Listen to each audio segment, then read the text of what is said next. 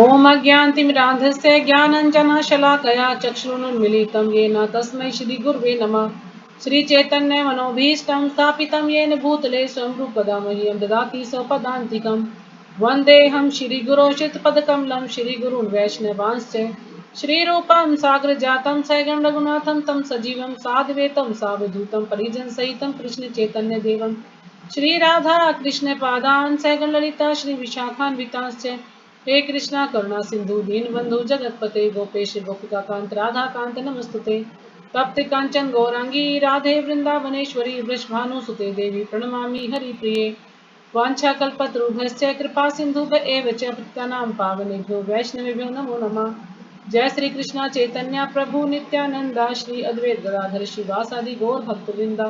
हरे कृष्णा कृष्णा कृष्णा हरे हरे हरे राम राम राम हरे हरे। नमो विष्णुपदाय कृष्णाय भूतले श्री वेदांत स्वामी इति नामिने। नमस्ते सरस्वती देवे गौरवाणी प्रचार।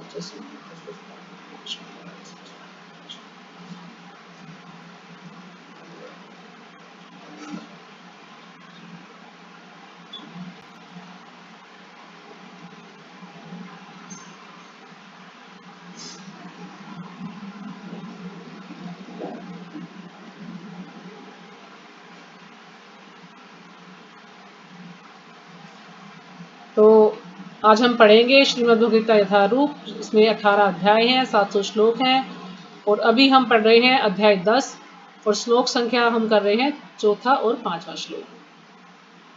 बुद्धिर्ज्ञानम सम्मोहा क्षमा सत्यम दमः शमः सुखम दुखम भव अभावो भयम चाभयमेव च अहिंसा समता तुष्टि सत्तो दानम यशो अयशः भवन्ति भावा भूतानां मतः ए पृथग विद्या। अर्थ, बुद्धि ज्ञान संशय तथा मोह से मुक्ति, क्षमा भाव सत्यता इंद्रिय निग्रह, मन निग्रह सुख तथा दुख, जन्म तथा मृत्यु, भय अभय, अहिंसा समता तुष्टि, तप दान यश तथा अपयश, जीवों के ये विविध गुण मेरे द्वारा ही उत्पन्न है। तो भगवान बताते हैं कि जीवों के अंदर ये कुछ गुण होते हैं जो कि भगवान के द्वारा से ही उत्पन्न होते हैं, भगवान के द्वारा ही उत्पन्न है। तो हमें तात्पर्य पढ़ा था कल इसका कि हमने 2-3 उसके बारे में टॉपिक के बारे में बात की थी। मैं पढ़ दूं क्या? कल मैंने नहीं पढ़ा था। क्या श्लोक? चलो हाँ पढ़ लो कल मैं पढ़ लो कोई थोड़ी दिक्कत लेट नहीं, पढ़ लो। ठीक है। श्रीमद् भगवत गीता यथारूप अध्याय 10 श्री भगवान का ईश्वरीय श्लोक संख्या 4 और 5। बुद्धिर्ज्ञानम सम्मोह क्षमा सत्यम दम समय सुखम दुखम भवो भावो भयम च भयमेव च अहिंसा समता तृष्टिस्तो दानम यशो अपयश भवन्ति भावा भूतानां मतये पृथ्वीवधा। हरे कृष्णा माता, दंडवत प्रणाम सभी को, चरणों में कोटि कोटि प्रणाम। तो कल हमने चर्चा की थी बुद्धि के बारे में, है ना, कि बुद्धि का अर्थ क्या है? नीर शीर विवेक करने वाली शक्ति, यानी जो पानी में और दूध में अंतर कर सकती है, ऐसी बुद्धि। यानी हम कोई भी कार्य करें तो हमें इस चीज को करें सोच समझ के कि ये कार्य हमारे लिए सही है या सही नहीं है, यानी हमारे भक्ति के लिए अनुकूल है या प्रतिकूल है। तो इस प्रकार से जैसे कि हंस का उदाहरण ले था कि हंस जो है पानी और दूध अगर मिला के रखेंगे तो हंस दूध को ग्रहण कर लेगा और पानी को छोड़ देगा। तो नहीं, हमें भी ऐसे ही जब कोई परिस्थिति ऐसी आए तो हमें बुद्धि का सहारा लेना चाहिए, ध्यान पूर्वक ये देखना चाहिए कौन सी चीज हमारे लिए सही है और कौन सी गलत है। फिर है ज्ञान का अर्थ। ज्ञान का अर्थ है आत्मा और पदार्थ को जान लेना। तो ये जो ज्ञान है स्कूल कॉलेजों में नहीं दिया जाता आत्मा के बारे में, वहां सिर्फ भौतिक शिक्षा दी जाती है और बस शारीरिक आवश्यकताओं के प्रति जो चीजें की जरूरत है उसी का ज्ञान दिया जाता है, वो ये आध्यात्मिक ज्ञान नहीं दिया जाता है। तो प्रहलाद जी कह रहे हैं कि जो ये शिक्षा दी जाती है भौतिक शिक्षा, एक प्रकार से व्यर्थ ही है ये शिक्षा। क्यों? क्योंकि इससे हमारा ज्ञान पूर्ण नहीं होता है। लेकिन अब क्या करें, भौतिक शिक्षा भी लेना जरूरी है। अगर भौतिक शिक्षा नहीं लेंगे तो जॉब नहीं मिलेगी, जॉब नहीं मिलेगी तो घर कैसे चलेगा, वो भी जरूरी है। लेकिन आध्यात्मिक शिक्षा ज्यादा महत्वपूर्ण है, हमें दोनों शिक्षा लेनी चाहिए, भौतिक शिक्षा भी और आध्यात्मिक शिक्षा भी। फिर हमने किया था तीसरा पॉइंट, असम्मोह, अर्थात संशय तथा मोह से मुक्ति। तभी प्राप्त हो सकती है जब मनुष्य झिझकता नहीं और दिव्य दर्शन को समझता है। यानी जब भगवान के बारे में समझता है तभी उसको जो है मोह से मुक्ति मिलती है। अब मोह क्या है?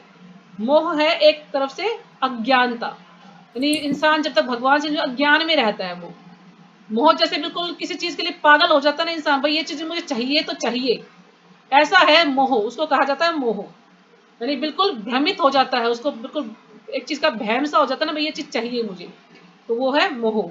संशय यानी संदेह करना, किसी चीज पर विश्वास ना करना, उसमें कि भी हाँ ये डाउट है कुछ ना कुछ इसका, ऐसा रहता है। तो इन चीजों से मुक्ति कब मिलती है? जब हम भगवान के दर्शन को समझते हैं, जब हम भगवान से जुड़ते हैं, तब हमें ये इन चीजों से मुक्ति मिल सकती है। फिर अगला हमने किया था क्षमा।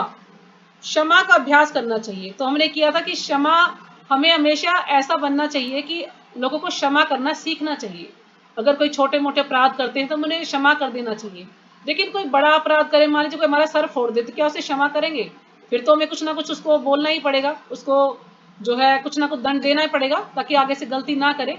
लेकिन जैसे कोई छोटे अपराध होते हैं तो हम उसके लिए, मान कोई हमें कुछ गलत बोल देता, हम एकदम से उसको उल्टा जवाब देते हैं, वो गलत है।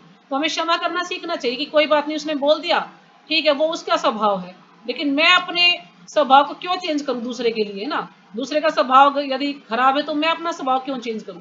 क्यों? क्योंकि हमें किसी के अच्छे गुण लेने चाहिए, बुरे गुण नहीं लेने चाहिए, है ना? अगर हम किसी के बारे में कोई चर्चा करते हैं, किसी की निंदा करते हैं, तो उनके गुण हमारे अंदर आ जाते हैं, जो गलत बुरे गुण होते हैं। माता जी, हमारे अच्छे गुण दम और दूसरों में चले क्षमा जाते हैं। अलग अलग है?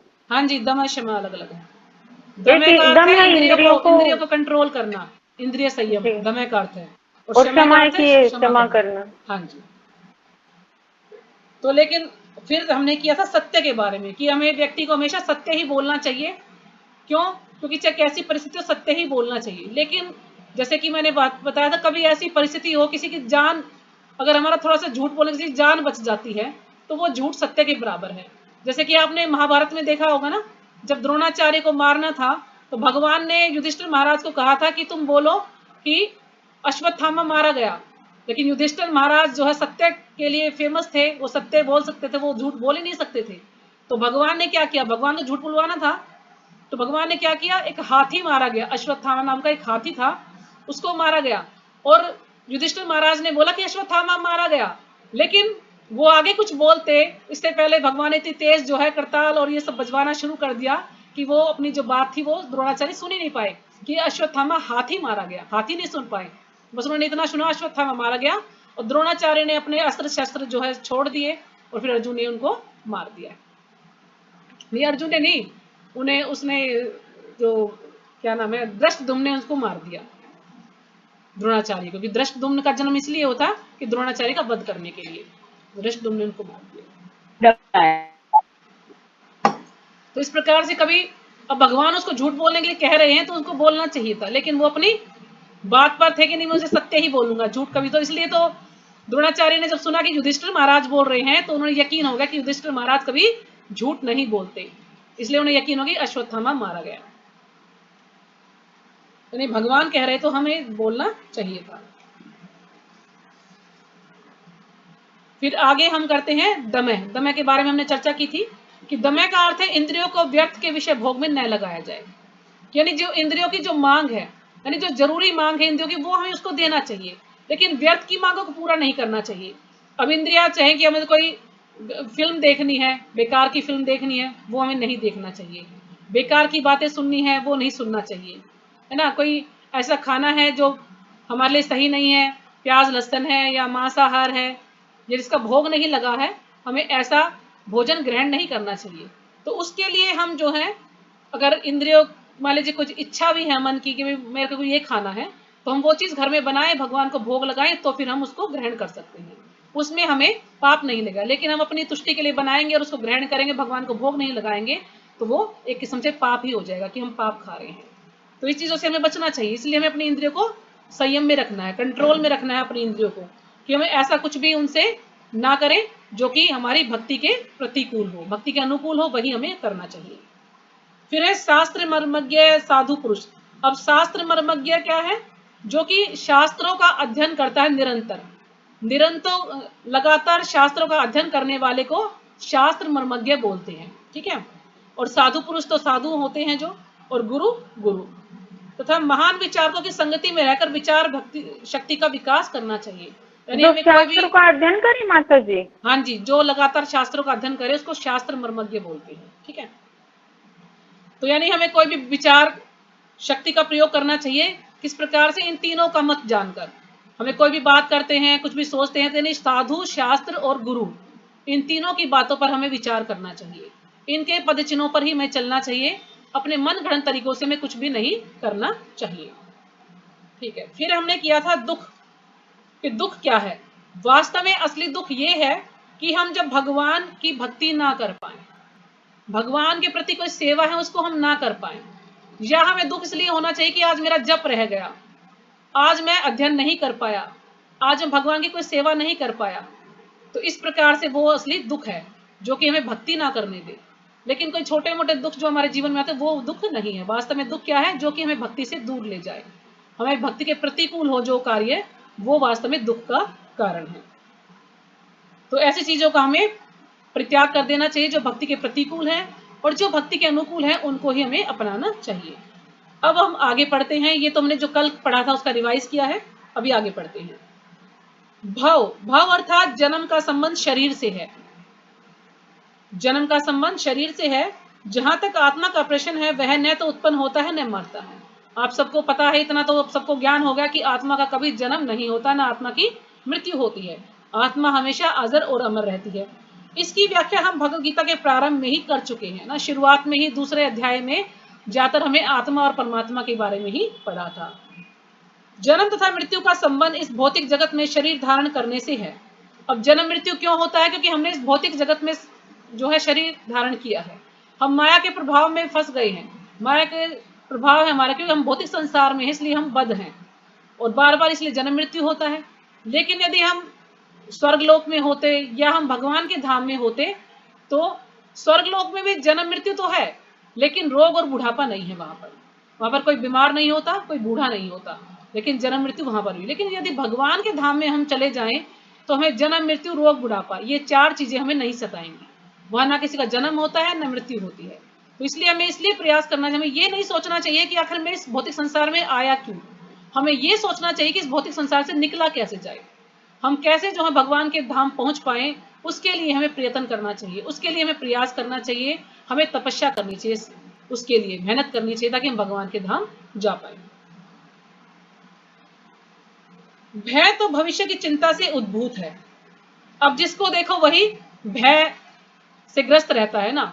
मान लीजिए किसके पास ज्यादा धन है तो भय रहेगा उसको कि कहीं कभी कोई चोर चुरा ना ले जाए, है ना। या किसी चीज को किसका और किसी चीज का भय रहता है। कोई बीमार है तो भय है उसको कि कहीं मैं मर ना जाऊं। या मान लीजिए कोई कहीं बाहर जा रहा है तो सोचता है कहीं मेरे को चोट ना लग जाए या मैं गिर ना जाऊं। कुछ ना कुछ ऐसा, कुछ ना कुछ भय लगा रहता है, कुछ ना कुछ चिंता हमारे जीवन में आती रहती है। लेकिन जो भगवान का भक्त है वो कभी भयभीत नहीं होता। क्यों? क्योंकि उसको जन्म और मृत्यु नहीं सताते। लेकिन जो भौतिक संसार में जो व्यक्ति, उसको हमेशा मृत्यु का ज्यादा भय रहता है सबको कि कहीं मैं मर ना जाऊं, है ना। अगर किसी को हम कहेंगे कि भाई मृत्यु तो कभी भी आ सकती, नहीं बस तुम ये मृत्यु की बातें मत करो, मृत्यु की बातें वो सुनना ही नहीं चाहता। क्यों? क्यों वो सोचता है कि तू तो हमेशा जिंदा रहेगा, है ना। लेकिन मृत्यु तो एक कड़वा सच है, मृत्यु सभी की आनी है। तो इसलिए हम उससे भय रहता है लोगों को। लेकिन जो कृष्ण भावनामृत में रहने वाले व्यक्ति कभी भयभीत नहीं होता, क्योंकि वे अपने कर्मों के द्वारा भगवत धाम को वापस जाने के लिए प्रति आश्वस्त रहता है। लेकिन जो भगवान का भक्त वो कभी भयभीत नहीं होता है, उसे चिंता नहीं होती है कि इसकी मृत्यु आ जाएगी। क्यों? क्योंकि वो तो सिर्फ एक ही कार्य करता है, जो भी कर्म करता है इसलिए करता है कि भगवत धाम जा पाए, वो भगवान के पास चला जाए। बस वो उसे हमेशा आश्वस्त यानी वो विश्वास रहता है कि वो भगवान के धाम जाएगा ही, उसको विश्वास रहता है भक्त को। इसलिए वो कभी भयभीत नहीं रहता है, हमेशा खुश रहता है। वो भगवान की भक्ति करता है और खुश रहता है। तभी तो एक बार जब प्रभुपाद जी से कुछ अभक्त लोग या मान लीजिए कुछ विदेशी लोग मिले कि आखिर आप मुझे ये बताएं कि आप इतने खुश कैसे रहते हैं, भक्तों के माथे पर मस्तक पर इतना तेज कैसे है। तो प्रभुपाद जी कहते हैं कि इनको कोई भय नहीं है। क्यों? क्योंकि भगवान की सेवा में लगे रहते हैं सारे दिन, तो इनको भय सताता ही नहीं है। लेकिन जो लोग भगवान की सेवा नहीं करते वो हमेशा दुखी रहते हैं। अब कुछ लोग सोचते हैं भाई हम आज फिल्म देख के आए हैं, आज हमने अच्छा भोजन किया है, आज हम शादी में गए थे, पार्टी वार्टी करके तो बड़े खुश हैं। लेकिन इस्कॉन में तो रोज ही खुश रहते हैं, रोज ही पार्टी होती है, रोज ही नाच गाना होता है, रोज ही भगवान की जो है कथा होती है। तो इससे और बेस्ट क्या चाहिए? तो सब कुछ अच्छा ही अच्छा है, तो इसलिए भक्त कभी दुखी नहीं होते हैं। फलस्वरूप उसका भविष्य उज्जवल होता है। भक्त का भविष्य हमेशा उज्जवल होता है। क्यों? उसको किसी प्रकार की कोई भी चिंता नहीं रहती है। वो हमेशा, जैसे जब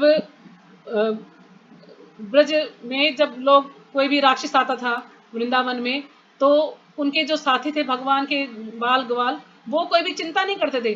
क्या बोलते थे? कृष्ण है ना, कृष्ण देख लेंगे, चिंता किस बात की है, तुम जो है अपना खेलो खाओ मौज करो, भगवान है अपने आप देख लेंगे।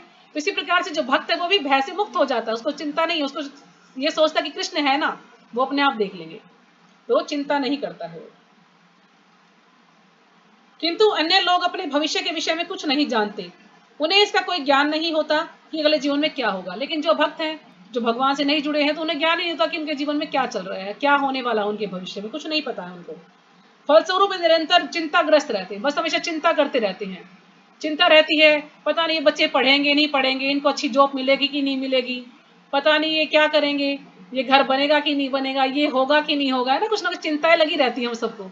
कोई भी चिंता मुक्त नहीं है। कोई बीमार है या किसी को ये चिंता है, कोई बूढ़ा है तो ये सोचता है कभी मर ना जाऊं मैं, है ना, कभी मर ना जाऊं, ज्यादा चिंता यही रहती है।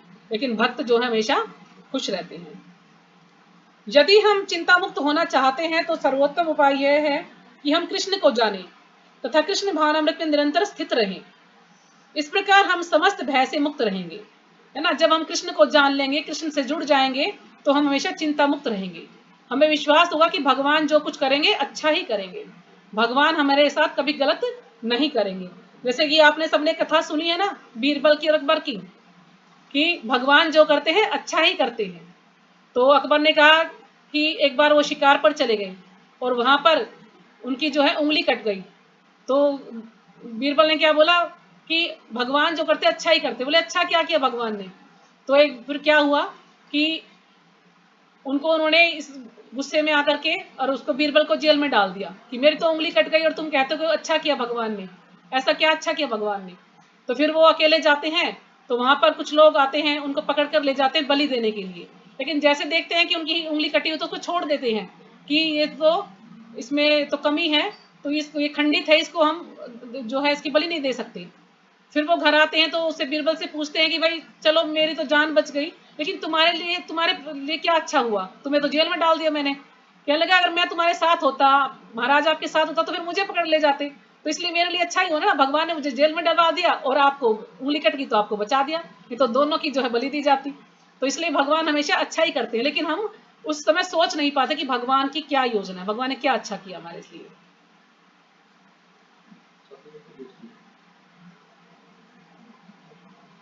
इस प्रकार हम समस्त भय से मुक्त रहेंगे।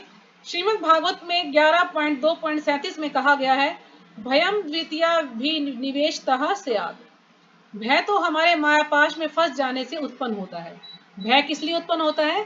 कि हम इस माया के चंगुल में फंस जाते हैं, इसी कारण से। किंतु जो माया के जाल से मुक्त है, जो आश्वस्त है कि वे शरीर नहीं अपितु भगवान के आध्यात्मिक अंश हैं, और जो भगवत भक्ति में लगे हुए हैं, उन्हें कोई भय नहीं रहता, है ना। जो भगवान के अंश मानते, अपने आप को सोचते कि हम आत्मा हैं और हम ये शरीर नहीं है, तो वो कभी भय से ग्रस्त नहीं होते, हमेशा भय से मुक्त होते हैं। उनका भविष्य अत्यंत उज्जवल है। यह भय तो उन व्यक्तियों की अवस्था है जो कृष्ण भावनामृत में नहीं है। अभयम तभी संभव है जब कृष्ण भावनामृत में रहा जाए, है ना। जो कृष्ण भावनामृत में रहता है वो अभय है, यानी इसको भय नहीं सताता। अभयम तभी संभव है जब हम कृष्ण भावनामृत में रहा जाए। फिर अगला है अहिंसा। अहिंसा का अर्थ होता है कि अन्यों को कष्ट नहीं पहुंचाया जाए। अहिंसा का अर्थ है कि हम किसी को भी कष्ट ना पहुंचाएं, किसी भी जीव को हम जो है तंग ना करें। मान लीजिए मेरे को कुत्ता दिखाई देगा, मुझे पत्थर मारेंगे फेंक के, नहीं, उसको लग जाएगा, हम उसे वैसे डांट सकते हैं क्योंकि अपनी रक्षा तो करनी है सबको, लेकिन हमें किसी भी जीव को दुख नहीं पहुंचाना चाहिए, कष्ट नहीं पहुंचाना चाहिए कि हमारी वजह से किसी को कोई दुख हो। इस चीज का हमें ध्यान रखना चाहिए। जो भौतिक कार्य अनेकानेक राजनीतिज्ञों, समाज शास्त्रियों, परोपकारियों आदि द्वारा किए जाते हैं, उनके परिणाम अच्छे नहीं निकलते, क्योंकि राजनीतिज्ञों तथा परोपकारियों में दिव्य दृष्टि नहीं होती। वे यह नहीं जानते कि वास्तव में मानव समाज के लिए क्या लाभप्रद है। अब कुछ लोग जो है, कुछ ना, जो राजनीतिज्ञ हैं, जो राजनीति में मंत्री वगैरह कुछ ना कुछ कार्य करते हैं कि चलिए इससे जनता का भला होगा, या कुछ समाज के लिए कोई कार्य करते हैं, या कुछ मान लीजिए कोई अस्पताल स्कूल कॉलेज वगैरह खुलवा देते हैं, तो सोचते हैं कि इससे कुछ ना कुछ भला होगा लोगों का। लेकिन ऐसे लोगों का कुछ भला नहीं हो सकता ज़्यादा। क्यों? क्योंकि इसके परिणाम अच्छे नहीं निकलते, और उन्हें जो है ज़्यादा दिव्य दृष्टि, यानी उनको ज़्यादा ज्ञान नहीं होता कि आखिर जनता के लिए क्या अच्छा है, लोगों के लिए क्या कल्याण कार्य है, वो नहीं पता। वो तो सोचते हैं कि हमने ये सब कर दिया तो इससे जनता सुखी हो जाएगी, उनका भला होगा। लेकिन नहीं, अहिंसा का अर्थ है कि मनुष्य को इस प्रकार से प्रशिक्षित किया जाए कि इस मानव देह का पूरा उपयोग कैसे हो सके। यानी कि हमें किस लिए प्रशिक्षित करना है कि ये जो मनुष्य जन्म मिला है किस लिए मिला है, इसका हम सही सदुपयोग कैसे करें, ये वास्तव में हमें जो है उनके बारे में सोचना चाहिए। लेकिन जो अभक्त है वो ये नहीं सोच सकता, जो भक्त है वही ये सोच सकता है कि आखिर में जो मानव जीवन है, जो मनुष्य है, इनका भला कैसे हो सकता है। मानव देह आत्म साक्षात्कार के हेतु मिला है, तो मनुष्य शरीर किस लिए मिला है? आत्म साक्षात्कार के लिए। अतः ऐसी कोई संस्था या संघ जिससे उद्देश्य की पूर्ति में प्रोत्साहन न हो, मानव देह के प्रति हिंसा करने वाला है। यानी कोई भी हम कार्य करते हैं उससे कोई भी हमें प्रोत्साहन ना हो और मानव देह के प्रति हिंसा करने वाला है, जब तक तो हमारा कोई कल्याण नहीं है उस कार्य में, तो वो हमारे लिए व्यर्थ ही है। जिससे मनुष्यों के भावी आध्यात्मिक सुख में वृद्धि हो, वही अहिंसा है। तो सबसे बड़ी अहिंसा क्या है? जिससे मानव जीवन का कुछ कल्याण हो, मनुष्यों का कुछ भला हो, वही वास्तव में अहिंसा है। अगला है समता। समता से राग द्वेष से मुक्ति धोतित होती है। तो धोतित क्या है? सूचित होती है।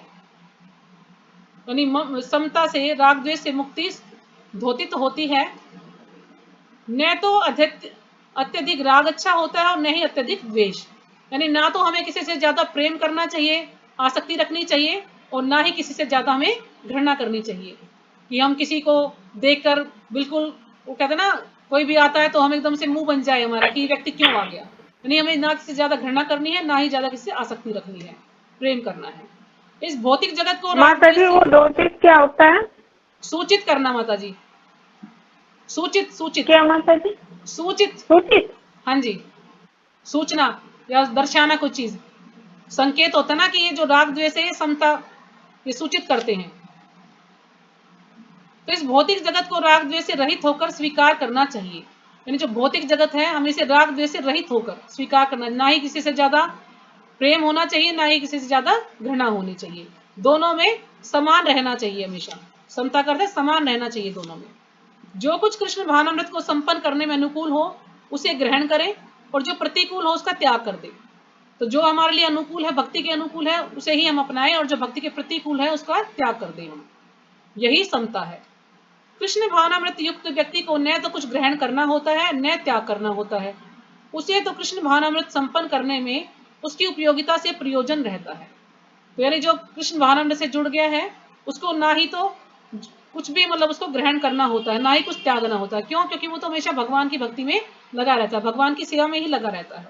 तो इससे उससे उसको और किसी कोई भी उसका उद्देश्य नहीं होता है। उसको तो सिर्फ भक्ति संपन्न करने में ही जो कार्य है उसके अनुकूल है उसी को अपनाना होता है। तुष्टि का अर्थ है कि मनुष्य को चाहिए कि अनावश्यक कार्य करके अधिकाधिक वस्तुएं एकत्रित करने के लिए उत्सुक न रहे। अब अगला पॉइंट है तुष्टि। तुष्टि का अर्थ क्या है? कि मनुष्य को चाहिए कि अनावश्यक कार्य करके अधिकाधिक वस्तुएं एकत्रित करने के लिए उत्सुक न रहे। यानी हमें ज्यादा से ज्यादा संग्रह नहीं करना है कि हम सोच जाए कि नहीं पता नहीं, कुछ लोगों की आदत होती ना कि बहुत ज्यादा धन इकट्ठा करते हैं या कुछ ऐसा सामान ज्यादा इकट्ठा करते हैं कि पता नहीं बाद में मिलेगा नहीं मिलेगा, और फिर ज्यादा धन इकट्ठा करते हैं, फिर चिंता में रहते हैं कि कभी कोई इसको चुरा ना ले। तो इसलिए हमें ना ज्यादा धन इकट्ठा करना है, और ना ही हमें जरूरत से ज्यादा खाना है, और ना ही बिल्कुल ये भी नहीं करना है कि हम कुछ खाएं ही ना। तो यानी जितना आवश्यक हमारे शरीर के लिए उतना ही हमें ग्रहण करना है, चाहे वो भोजन है, चाहे वो धन है, चाहे कोई भी कार्य है, वो उसी के अनुसार हमें करना चाहिए उसको। उसे तो ईश्वर की कृपा से जो प्राप्त हो जाए उसी से प्रसन्न रहना चाहिए। यानी भगवान ने जो भी हमें दिया है हमें उसी में संतुष्ट रहना चाहिए। क्यों? क्योंकि भगवान ने सबको सबके जो भी हिस्सा है अपने कर्मों के अनुसार वो सबको भगवान ने दिया है। क्यों? जैसे हमने कर्म किए हैं उसी के अनुसार हमें धन या यश या जो है परिवार, उसी के अनुसार हमें सब कुछ मिलता है। लेकिन अगर कोई सोचे कि नहीं मेरे को ज्यादा चाहिए, उससे ज्यादा प्रयास करता रहे उसके लिए, तो उसको नहीं मिलता है। क्यों? भगवान ने पहले से ही हमें सब कुछ देकर भेजा है, जो हमारे कर्म के अनुसार वही हमें मिलेगा, उतना ही मिलेगा, ना उससे कम मिलेगा ना उससे ज्यादा मिलेगा। तो हमें उसमें संतुष्ट रहने का प्रयास करना चाहिए, यही तुष्टि है। तपस का अर्थ है तपस्या। और फिर अगला पॉइंट है तपस्या। तो तपस के अंतर्गत वेदों में वर्णित अनेक विधि विधानों का पालन करना होता है। अब जो हमारे कुछ विधि विधान है, जैसे कि हम सुबह जल्दी उठते हैं, मंगल आरती करते हैं, कार्तिक मास में सुबह सुबह ठंडे पानी से स्नान करते हैं, तो ये क्या है? ये सब तपस्या ही है। यथा प्रातःकाल उठना और स्नान करना। कभी कभी प्रातःकाल उठना अति कष्टकारक होता है, किंतु इस प्रकार स्वेच्छा से जो भी कष्ट सहे जाते हैं वे तपस या तपस्या कहलाते हैं। अब जब सर्दी का मौसम आता है, उसमें ठंडे पानी से नहाना बड़ा कष्टकारी लगता है ना? सोचते हैं कि गर्म पानी मिल जाए, लेकिन जो अपनी इच्छा से ऐसा करता है कि ठंडे पानी से स्नान करता है, तो वास्तव में वो तपस्या ही करता है। क्यों? क्योंकि उसने अपनी इच्छा से उसको अपनाया है। इसी प्रकार मास के कुछ विशेष दिनों में उपवास रखने का भी विधान है। अब कुछ लोग उपवास रखते हैं, तो जैसे कि इस्कॉन में इतने सारे व्रत आते हैं, एकादशी आती है महीने में 2 बार। अब जैसे कृष्ण जन्माष्टमी है, या राधाष्टमी है, या रामनवमी है, नरसिंह चतुर्दशी, देखो कितने सारे ही उपवास के दिन है ना। हम सब उपवास करते हैं, और हम सबको उपवास करना भी चाहिए। क्यों? क्योंकि ये हमारे शास्त्रों में बताया गया है, हमारे गुरु महाराज ने, वरिष्ठ वैष्णव में भी कहा कि हमें जो है ये तपस्या करनी चाहिए, मतलब उपवास करने चाहिए। तो जैसे कि हमें ऐसी एकादशी नहीं करनी चाहिए। एक बार शायद मैंने आपको पहले भी एक स्टोरी सुनाई थी बंदर की, याद है किसी को? कुछ बंदर थे, तो वो सोचते हैं कि चलो हम भी एकादशी का व्रत करते हैं। तो उन्होंने मन बनाया कि एकादशी व्रत करते हैं। तो एक बंदर उसमें से बोला कि भाई हमें एकादशी करने का कोई एक्सपीरियंस तो है नहीं, तो हम क्या करते हैं कि पहले से ही सारे फल वगैरह इकट्ठा करके रख लेते हैं अपने पास, और जैसे एकादशी पूर्ण होगी तो हम ये फल ग्रहण कर लेंगे। क्या पता फिर हमारे अंदर इतनी शक्ति रहे कि ना रहे कि हम फल इकट्ठे कर सकें या ना कर सकें। तो उन्होंने बोला ठीक है, तो सबको ये बात पसंद आई। फिर उनमें से एक और दूसरा बंदर बोला कि भाई कभी ऐसा हो कि अभी हमें एक्सपीरियंस तो है नहीं, अब क्या पता एकादशी करने से इतनी कमजोरी आ जाए, इतनी शक्ति कम हो जाए कि हम ये फल उठा ही ना पाए। तो ऐसा करते हैं फल को हाथ में लेकर ही बैठते हैं। तो ठीक है, सबने माना हाँ भाई ये बात बिल्कुल ठीक है, हाथ में लेके बैठ जाते हैं उसको। फिर एक बंदर और आया, बुजुर्ग सा, उसने कहा कि भाई क्या पता अब हमारी इतनी भी शक्ति ना रहे एकादशी करके कि ये हाथ जो है मुंह तक पहुंच पाए कि ना पहुंच पाए। तो हम क्या करते हैं कि एक फल, एक बाइट लेके और हम उसको हाथ में रख लेते हैं, तो जैसे ही व्रत पूरा होगा हम उसको ग्रहण कर लेंगे। तो भाई सबने सोचा हाँ भाई ये तो बहुत अच्छा है। फिर एक बंदर और आया, उसने फिर एक और सोचा कि क्या पता हमारा हाथ जो है मुंह के अंदर जा ही ना पाए, एकादशी करने से इतनी वीकनेस आ जाए। तो क्या करते हैं कि जो ये टुकड़ा हम इसको अंदर ही क्यों ना रख लें मुंह में। तो फिर एक ने बोला ठीक है फिर खा ही ना लेते हैं, हो रही बंदरों की एकादशी, ऐसी होती बंदरों की एकादशी। तो हमें ऐसी एकादशी नहीं करनी चाहिए कि हम बिल्कुल ये सोचें कि भाई हम पता भी नहीं क्या माता जी बंदर खाएंगे। से कम नहीं है। बंदर से कम तो नहीं है, ठीक बात है। लेकिन हमें माता प्रयास जी करना चाहिए कि जितना हम कर पाए हमें करना चाहिए। बंदर से ही ज्यादा हो तो ये रखे है हैं। बंदरों की एकादशी, बंदर ऐसे एकादशी करते हैं, तो ऐसा नहीं करना है, यानी थोड़ी तपस्या हमें करनी चाहिए। हो सकता है कि इन उपवासों को करने की इच्छा न हो, किंतु कृष्ण भावनामृत के विज्ञान में प्रगति करने के संकल्प के कारण उसे ऐसे शारीरिक कष्ट उठाने होते हैं। हो सकता है कि हमारी इच्छा ना हो व्रत करने की, लेकिन कृष्ण भावनामृत के विज्ञान में प्रगति करने के लिए, कृष्ण भक्ति में प्रगति करने के लिए हमें संकल्प के साथ इन व्रतों को करना चाहिए, इन उपवासों को हमें करना चाहिए। इससे हम यदि थोड़ा शारीरिक कष्ट उठाना भी पड़े तो हमें उठाना चाहिए, क्योंकि इससे भगवान प्रसन्न होते हैं। किंतु उसे व्यर्थ ही अथवा वैदिक आदेशों के प्रतिकूल उपवास करने की आवश्यकता नहीं है। लेकिन उसे व्यर्थ ही, जो कि वैदिक आदेशों के प्रतिकूल है ना। कुछ लोग व्रत करते हैं, आज मंगलवार का व्रत कर लिया, आज सोमवार का कर लिया, आज देवी का कर लिया, जिसका कर लिया। तो इस प्रकार से हमें ये व्रत नहीं करने चाहिए जो कि हमारे शास्त्रों में नहीं बताए गए। हमें जो व्रत करने माता जी हैं, हमारे से पूछते हैं सोमवार को कि तुमने व्रत नहीं किया सावन में सोमवार का, मैं कि हाँ जी, नहीं। हाँ तो हमने छोड़ दिया ना, हाँ पहले तो बता हम लोग भी सोमवार का करते तो थे। सब कर। आज सोमवार का व्रत कर लिया, आज बृहस्पतिवार का व्रत कर लिया है ना, आज जो है संतोषी माता का व्रत कर लिया, पहले हम लोग भी कर चुके हैं। लेकिन अब भक्ति में आने के बाद हम सबने छोड़ दिया है ये। तो यानी हमें बेकार के व्रत नहीं करने हैं, जो हमें बताए गए हैं हमारे गुरुओं के अनुसार या शास्त्रों के अनुसार वही हमें व्रत करने हैं। उसे किसी राजनीतिक उद्देश्य से उपवास नहीं करना चाहिए, यानी कोई राजनीतिक उद्देश्य ना हो कि कोई ना कोई उसकी कोई स्वार्थ हो उस कारण से हम व्रत करें, ऐसा भी नहीं होना चाहिए। व्रत करें तो भगवान की प्रसन्नता के लिए व्रत करें।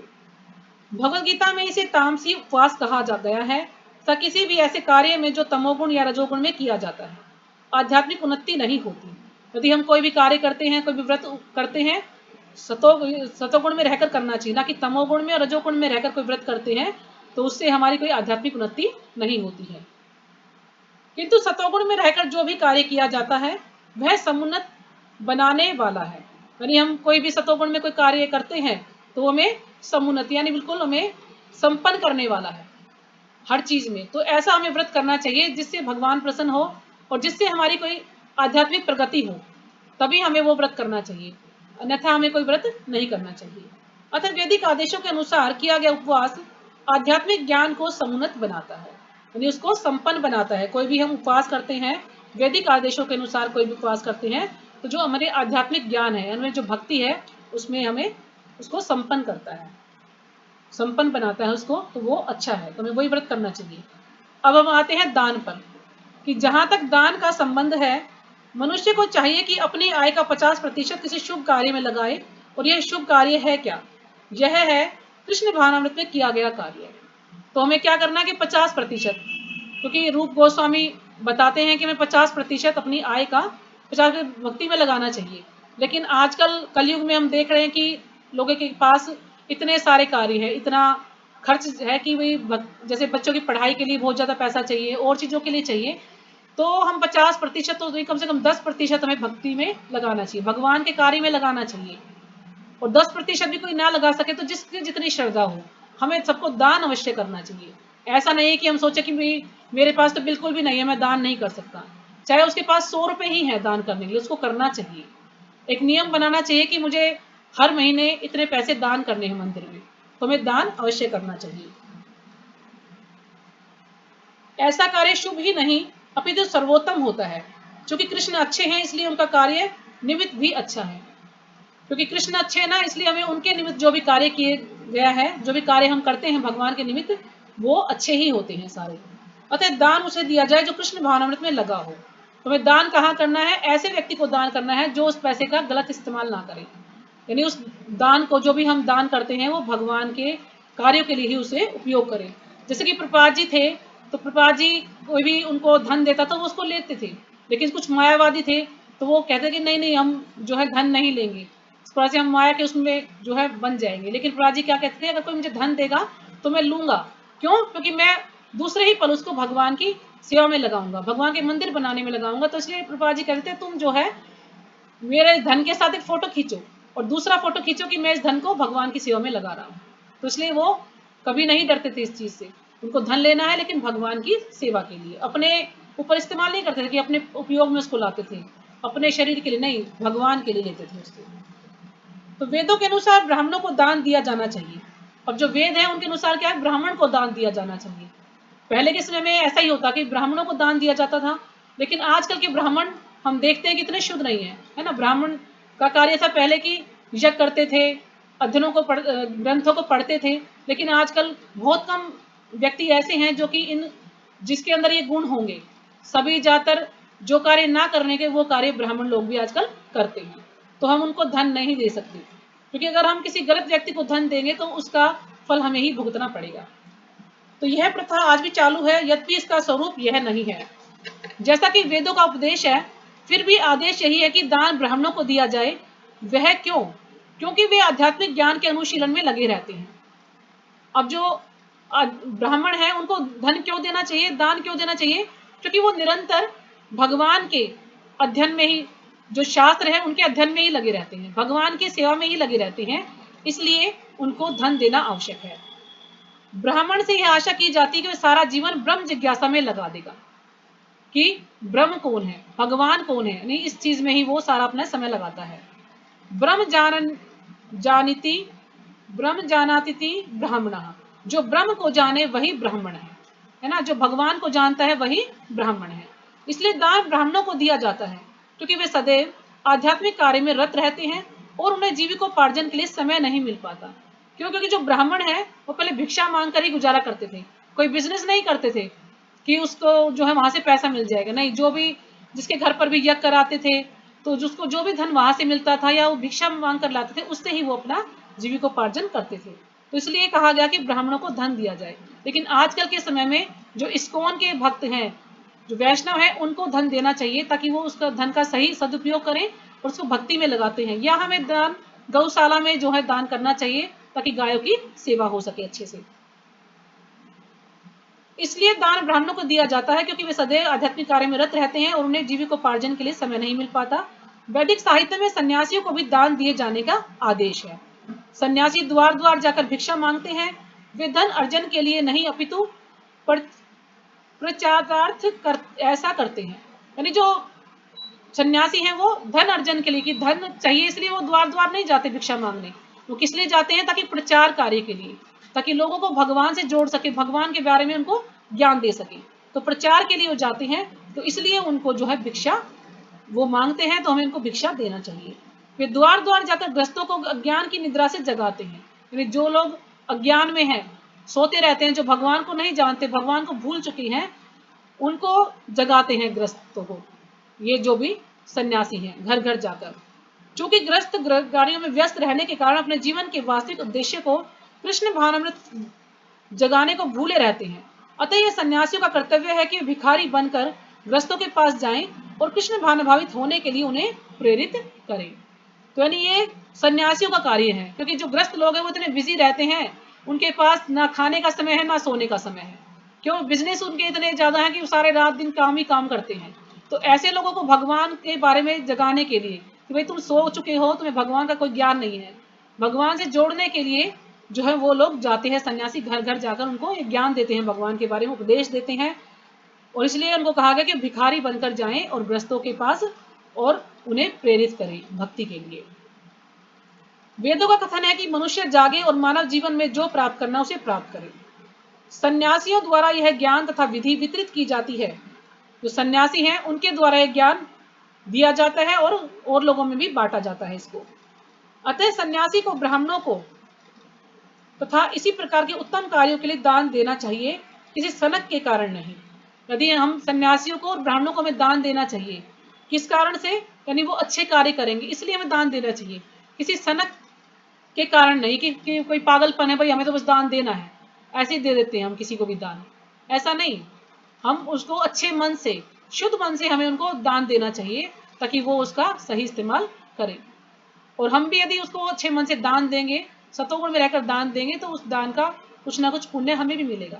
लेकिन हम अनमने मन से, दुखी होकर या पछतावे की भावना से हम दान करते हैं तो उस दान का कोई भी लाभ हमें नहीं मिलेगा। दान दे दिया तो फिर हमें पछताना नहीं चाहिए कि अरे मैंने क्यों दिया दान बेकार। जितना हम दे सकते हैं उतना हमें देना चाहिए, लेकिन अच्छे मन से, शुद्ध मन से।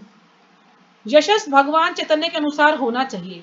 अब यश क्या है? भगवान के अनुसार होना चाहिए। यश यानी प्रसिद्धि, कि कुछ लोग प्रसिद्ध होना चाहते हैं ना, प्रसिद्ध होने के लिए पता नहीं क्या क्या कार्य करते हैं, ऐसी ऐसी पुस्तकें लिख देते हैं, ऐसी ऐसी फिल्में चल रही हैं, ऐसे जो कुछ कलाकार हैं वो फेमस हो जाते हैं, सब लोग उनका ऑटोग्राफ लेने के लिए बड़े जो है लाइन लगाते हैं कि आज मैंने सलमान खान से जो है मेरी मुलाकात होगी, आज अमिताभ बच्चन से मेरी मुलाकात होगी, बड़े खुश होते हैं।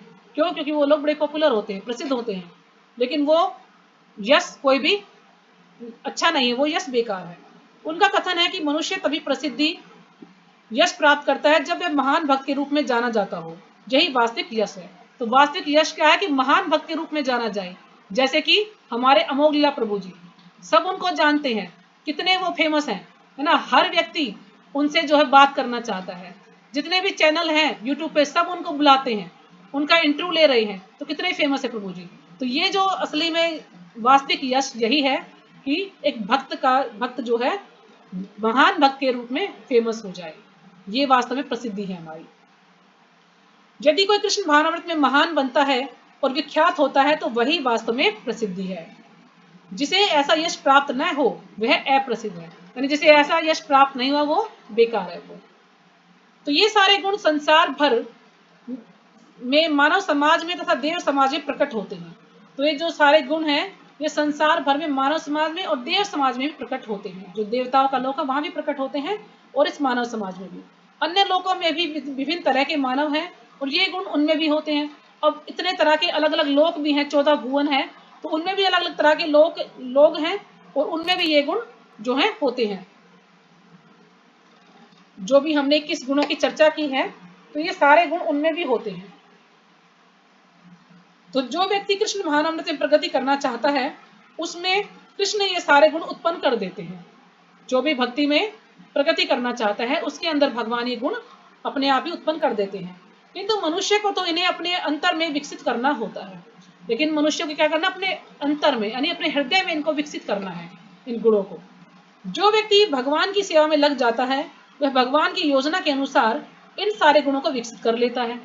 अब जो भगवान की योजना में लग जाता है, भगवान की सेवा में लग जाता है, भगवान को प्रसन्न करने के लिए जो है वो लग जाता है कि मुझे जो है भगवान की योजना के अनुसार ही कार्य करना है, तो धीरे धीरे ये सारे गुण उसके अंदर विकसित हो जाते हैं। हम जो कुछ भी अच्छा या बुरा देखते हैं उसका मूल श्री कृष्ण ही है।